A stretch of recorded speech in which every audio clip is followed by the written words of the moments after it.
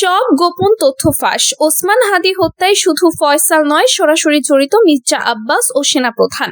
সব গোপন তথ্য ফাঁস এমন শিরোনামে দেশ জুড়ে নতুন করে আলোচনায় উঠে এসেছে শরীফ ওসমান হাদী হত্যাকাণ্ড। শুরুতে যাকে একক ঘাতক হিসেবে চিহ্নিত করা হয়েছিল সেই ফয়সাল করিম মাসুদের নামের বাইরে এবার আলোচনায় আসছে আরো প্রভাবশালী ও উচ্চ পর্যায়ের ব্যক্তিদের নাম। সামাজিক যোগাযোগ মাধ্যম, রাজনৈতিক অঙ্গন এবং বিভিন্ন আনুষ্ঠানিক সূত্রে দাবি করা হচ্ছে এই হত্যাকাণ্ডে পরোক্ষ কিংবা প্রত্যক্ষভাবে জড়িত থাকতে পারেন বিএনপি নেতা মির্জা আব্বাস এবং সেনাপ্রধান ওয়াকারুজ্জামান। তবে এসব দাবি এখনো আনুষ্ঠানিক তদন্তে প্রমাণিত নয়। হাদী হত্যার পরপরই প্রশাসনের পক্ষ থেকে যেসব তথ্য দেওয়া হয়েছিল সেগুলো নিয়েই প্রথমে প্রশ্ন ওঠে। বলা হয়েছিল খুনিরা ভারতে পালিয়ে গেছে এবং মেঘালয়ে গ্রেফতার হয়েছে, কিন্তু পরে ভারতের মেঘালয় পুলিশ প্রকাশ্যে সেই দাবি অস্বীকার করে। এই অস্বীকারের পর প্রশাসনের বিশ্বাসযোগ্যতা নিয়েই নতুন করে বিতর্ক তৈরি হয়। প্রশ্ন উঠতে থাকে, তাহলে কেন এমন তথ্য প্রচার করা হয়েছিল এবং এর উদ্দেশ্যই বা কি ছিল? এই সন্দেহের মধ্যেই সামনে আসে অর্থনৈতিক লেনদেনের একটি চাঞ্চল্যকর তথ্য। বিভিন্ন সূত্রে দাবি করা হচ্ছে ওসমান হাদী হত্যার বিনিময়ে নাকি 127 কোটি টাকার একটি লেনদেন হয়েছে। এই অঙ্ক সাধারণ মানুষের কাছে শুধু বিস্ময়করই নয়, বরং আতঙ্কজনকও। এত বড় অঙ্কের অর্থ কোথা থেকে এলো এবং কার স্বার্থে ব্যবহার হলো, এই প্রশ্ন এখন তদন্তের কেন্দ্রবিন্দুতে। এই অর্থনৈতিক অভিযোগের সঙ্গেই উঠে আসে বিএনপি নেতা মির্জা আব্বাসের নাম।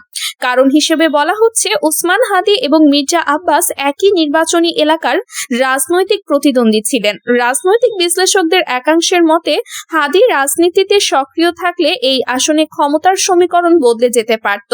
এই প্রেক্ষাপট থেকে অভিযোগকারীরা প্রশ্ন তুলছেন, রাজনৈতিক সুবিধা পেতেন কে? আরো দাবি করা হচ্ছে কথিত এই অর্থ লেনদেনের একটি অংশ নাকি একটি বেসরকারি ব্যাংকের মাধ্যমে হয়েছে, যার মালিকানার সঙ্গে মির্জা আব্বাসের নাম জড়িত বলে অভিযোগ উঠেছে। যদিও এ বিষয়ে এখন পর্যন্ত কোনো ব্যাংক বা সংশ্লিষ্ট পক্ষ আনুষ্ঠানিক বক্তব্য দেয়নি।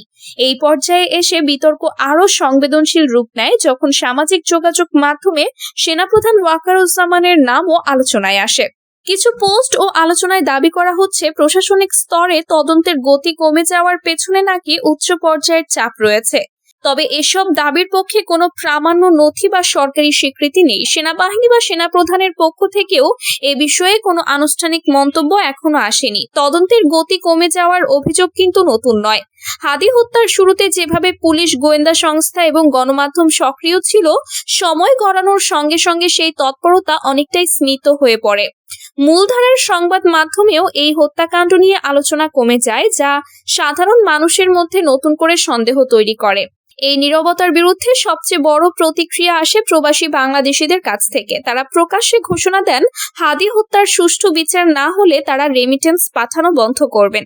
এই ঘোষণার পরপরই প্রশাসনের পক্ষ থেকে আবারও গ্রেফতারের খবর পাওয়া যায়, যা পরে ভারতের পক্ষ থেকে অস্বীকার করা হলে পরিস্থিতি আরো জটিল হয়ে ওঠে।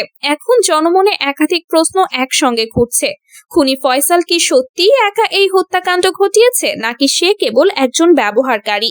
127 কোটি টাকার উৎস কি? এই অর্থ কারা যোগান দিয়েছে? রাজনৈতিক বা প্রশাসনিক মহল কি তদন্তকে ভিন্ন খাতে নেওয়ার চেষ্টা করছে? সবচেয়ে বড় প্রশ্ন, ওসমান হাদীর রক্তের ন্যায্য বিচার কি আদৌ হবে, নাকি এই হত্যাকাণ্ড দেশের বহু আলোচিত ঘটনার মতো সময়ের সাথে ধামাচাপা পড়ে যাবে?